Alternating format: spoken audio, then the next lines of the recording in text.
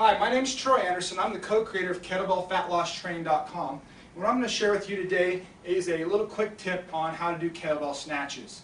This was sent in to me by a subscriber that had a couple questions. They're just starting out with doing snatches and they're a little bit frustrated. They had a couple lessons but still not feeling like it's quite right. So I'm going to share a couple things with you today to kind of help you out.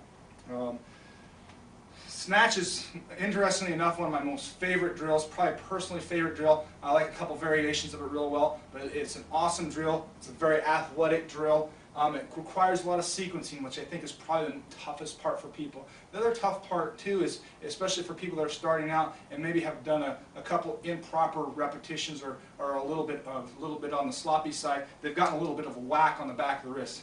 Well, unfortunately, that kind of gives us some negative reinforcement or a little bit of being scared of getting that whack again. It's kind of like putting your hand in a cookie jar and getting caught by your parents.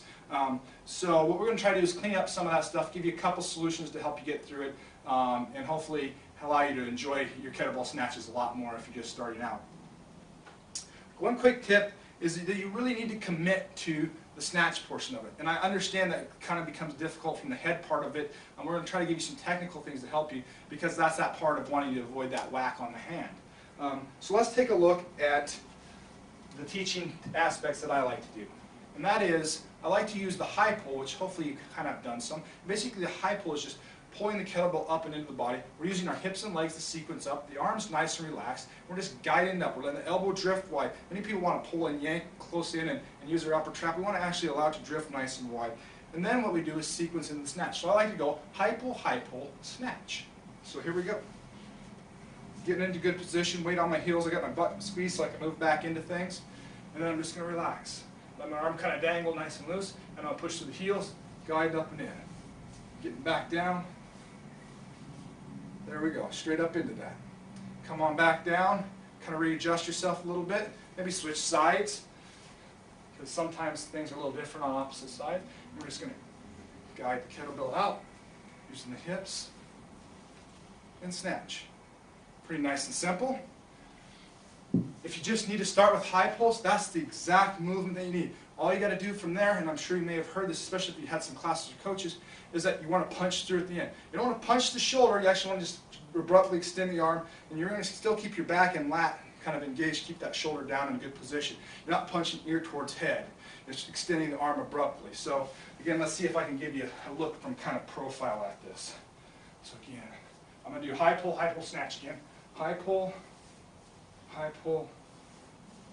snatch. So as it hits its apex, I'm just punching my hand through. And I'm closing that distance so the kettlebell doesn't have far to go. One of the things when we get a little bit nervous and start to turn fast kettlebell lifts into slow lifts because we want to control it, things like this happen. Where we catch it and we get up and then it ends up there. Not very comfortable. That didn't feel very good to me at all either. So you don't want to try it. You want to try to be smooth and fluid. That's part of the beauty and part of maybe a little bit of the frustration initially of learning kettlebells. You have to be very fluid with it. So high pull, snatch. Another quick tip is to do it what they call the pistol or gunslinger method. My co-creator Josh actually taught me, Josh Henkin, taught me this movement, and it works pretty well with people for the most part. The critical aspect of doing snatches and all real fast movements and any movements in general is we want to keep our posture together. We don't want to get it hunched over. So we're going to keep our posture. We're going to turn the kettlebell as such, and we're going to actually reach towards the back half of the kettlebell. So we have this rotation kind of spring loaded, so when we come up and out of this, we automatically want to unrotate. So it kind of allows us to do that. So let's take a look at this here. Here, I'm letting it nice and relaxed. I'm just going to go right up into it. Back down, reach behind. Another aspect, as I can move around as I'm going here, you want to do is you always want to keep that kettlebell nice and close to the body, no matter what portion of moving you. You can see I'm not letting that kettlebell fall out in the way. I'm guiding it down nice and close and then behind so I can spring load those hips. So again, if you can take a look here, I'm reaching towards the back portion of this because it allows me this kind of spring. I'm loaded the rotation of my arm so I want to automatically unrotate when I come out. The third and final aspect is you've just really got to commit to it.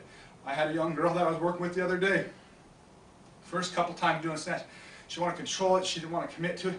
As soon as she started committing to that snap through, that punch, closing that distance, she was fine. It's a beautiful, excellent lift.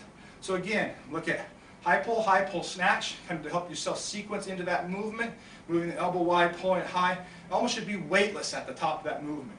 Then you're going to just glide that arm through and close the distance. Pretty simple stuff. You want to go ahead and use the pistol or gunslinger method.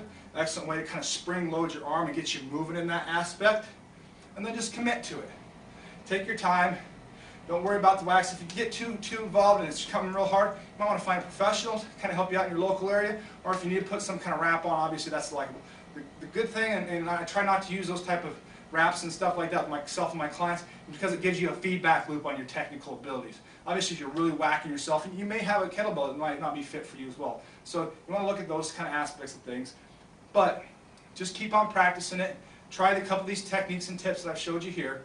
If you're still having trouble, feel free to come on by and post on our Ning site. It's a special community just for kettlebells and fat loss. We'd be glad to help you out there, maybe give you some more tutorials. There's plenty of good people there. If you're looking for other information, please stop by our Kettlebell Fat Loss Training website, www.kettlebellfatlosstraining.com.